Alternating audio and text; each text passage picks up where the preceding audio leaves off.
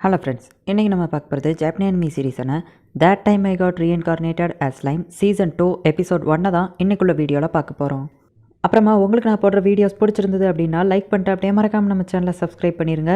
And இந்த season 2 இது சும்மா வேறு லெவலில் இருக்கும். ஒவ்வொரு எபிசோட்ஸுமே வேறு லெவலில் ட்விஸ்ட் அண்ட் டர்ன்ஸ் வச்சு காத்துட்ருக்கோம். மிஸ் பண்ணாமல் பார்த்து என்ஜாய் பண்ணுங்கள். சரி வாங்க வளவலன்னு பேசிகிட்டு இருக்காம இன்னைக்குள்ள கதைக்குள்ளே போக ஆரம்பிக்கலாம். இன்றைக்கி நம்ம பார்க்க போகிறது that time I got reincarnated as slime season 2 episode 1.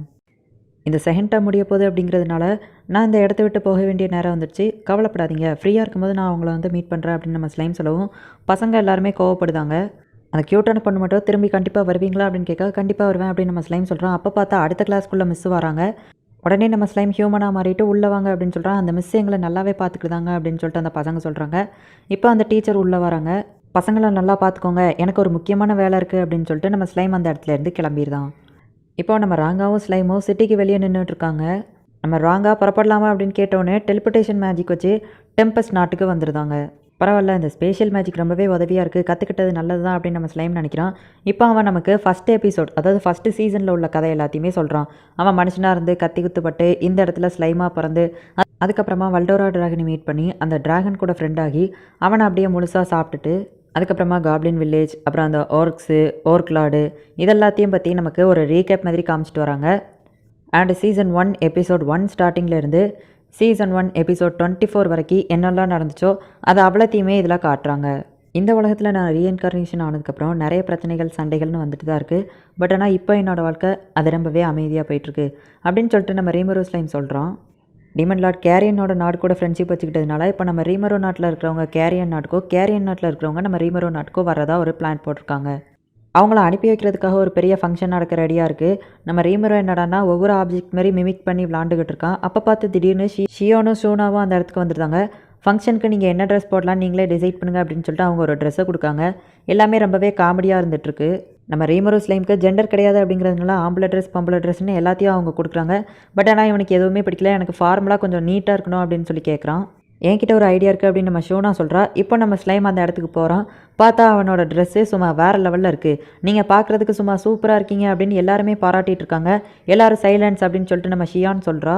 எல்லோரும் நல்லபடியாக போயிட்டு வாங்க அப்படின்னு சொல்லி நம்ம ஸ்லைம் சொல்லுதான். அவ்வளோதானே அப்படின்னு நம்ம ஷோனா கேட்கவும் ஏன் இந்த ஸ்பீச் மட்டும் போதாதா அப்படின்னு சொல்லிட்டு இல்லை இப்போ தான் நான் ஆரம்பிக்கேன் அப்படின்னு சொல்லிட்டு பீஸ்ட் கிங்னு அழைக்கப்படுற அந்த டீமன் லார்ட் கேரியன் இருக்கிற ஒரு சேனியா நாட்டுக்கும் நம்ம டெம்பஸ்ட் நாட்டுக்கும் நட்பு உணர்வு வளரணும் அப்படிங்கிறதுக்காக நம்ம நாட்டிலேருந்து பென்னிமரவும் அவன் டீமும் அந்த நாட்டுக்கு போகிறாங்க. அந்த நாட்டிலேருந்து சில பேர் நம்ம நாட்டுக்கு வராங்க. இந்த டெம்பஸ்ட் நாடு நட்பு வளர்த்துக்கிறதுக்காக போனாலுமே அவங்க ஒரு வேளை சண்டைக்கு வந்தாங்க அப்படின்னா அந்த டெம்பஸ்ட் நாடு பார்த்து சும்மா இருக்காது அப்படின்னு நம்ம ரீமரோ சொல்லவோ அப்படின்னு எல்லாரும் கத்துறாங்க. ஸ்பீச் வேறு லெவல் அப்படின்னு சொல்லிட்டு எல்லாரும் கண்ணீர் சிந்துறாங்க. ஒரு சேனியா நாட்டுக்கு போயிட்டு உங்களோட பேரையும் மரியாதையும் நான் காப்பாற்றுவேன் அப்படின்னு பென்னிமாரு சொல்லவும் நம்ம ஸ்லைம் ரொம்பவே சந்தோஷப்படுறான். சரி நம்ம புறப்படலாம் அப்படின்னு பென்னிமாரு சொன்ன உடனே அங்கே ஃபயர் ஒர்க்ஸ்லாம் நடக்குது. சும்மா வேறு லெவலில் கொண்டாடி பார்த்து பத்திரமா போயிட்டு வாங்க அப்படின்னு சொல்லிட்டு இவங்க எல்லாரையும் அந்த நாட்டுக்கு அனுப்பி வைக்கிறாங்க. அந்த ஒரு சேனியா நாட்டிலேருந்து இந்த நாட்டுக்கு வர்றவங்கள தங்க வைக்கிறதுக்காக ஒரு புதுசாக கெஸ்ட் ஹவுஸ் கட்டிகிட்டு இருக்காங்க. அண்ட் அந்த இடத்துல சமையலை பார்த்துக்கிட்டதுக்கு நம்ம ஷியோனா இருக்கிறா. அப்புறமா நம்ம மினிஸ்டர் வெஸ்ட்டா காப்ளின்ஸ் எல்லாரையும் டீசெண்டாக வேறு லெவலில் ரெடி பண்ணி வச்சிருக்கான்.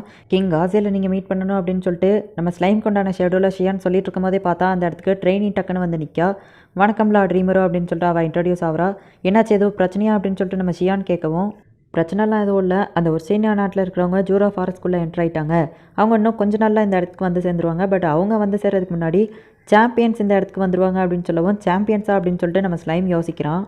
இங்கே ஒரு சின்ன பொண்ணு ஒரு காளான் ஒன்று ஆடிட்டு வரதை பார்க்கவே க்யூட்டாக இருக்குன்னு பார்த்தா அது ஒரு மான்ஸ்டராக மாறுது. அப்போ அந்த பொண்ணை காப்பாற்ற அந்த இடத்துக்கு ஒரு ஹீரோ வரான். கடைசியில் பார்த்தா அது நம்ம யோம் தான்.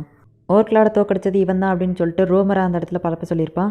உடனே அவனும் கரெக்டாக அந்த வேலையை பண்ணிகிட்ருக்கான். அண்ட் அந்த டெம்பஸ்ட் நாட்டுக்கோ பெருமையை சேர்த்துட்ருக்கான். நான் டெம்பஸ்ட் நாட்டிலேருந்து வந்திருக்கிற ஒரு ஹீரோ அப்படின்னு சொல்லிட்டு அந்த சின்ன பொண்ணுகிட்ட அவன் சொல்லுதான். நம்ம ரீமரோ இப்போ ரொம்பவே பிஸியாக இருக்கான். அண்ட் அந்த வயசான ஸ்வாட்ஸ்மேன் அவனை இப்போ வரைக்கும் காப்டாவோட டீமால் தோக்கடிக்கவே முடியல.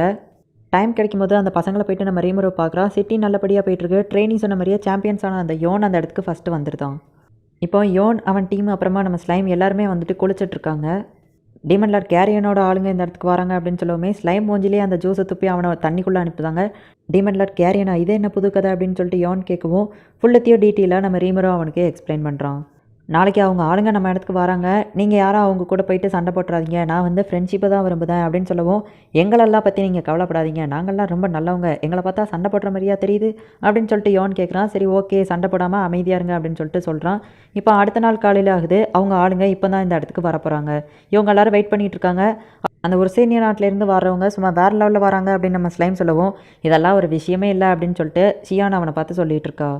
இப்போ அந்த கேரேஜ்லேருந்து ஒருத்தி இறங்கி, டீமன் லார்ட் கேரியனோட முக்கியமான 3 ஆளுங்களில் நானும் ஒருத்தி, என்னோட பேர் ஆல்பியஸ் அப்படின்னு சொல்லி இன்ட்ரடியூஸ் ஆகிக்கிடுறா.